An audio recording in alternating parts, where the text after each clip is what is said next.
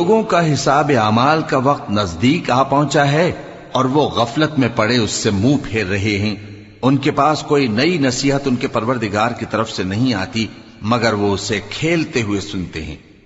ان کے دل غفلت میں پڑے ہوئے ہیں، اور ظالم لوگ آپس میں چپکے باتیں کرتے ہیں کہ یہ شخص کچھ بھی نہیں مگر تمہارے جیسا آدمی ہے، تو تم آنکھوں دیکھے جادو کی لپیٹ میں کیوں آتے ہو؟ پیغمبر صلی اللہ علیہ وآلہ وسلم نے کہا کہ جو بات آسمان اور زمین میں کہی جاتی ہے میرا پروردگار اسے جانتا ہے اور وہ سننے والا ہے، جاننے والا ہے۔ بلکہ ظالم کہنے لگے کہ یہ قرآن پریشان باتیں ہیں جو خواب میں دیکھ لی ہیں، نہیں بلکہ اس نے اس کو اپنی طرف سے بنا لیا ہے، نہیں بلکہ یہ ایک شاعر ہے۔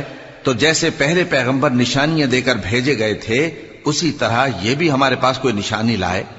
ان سے پہلے جن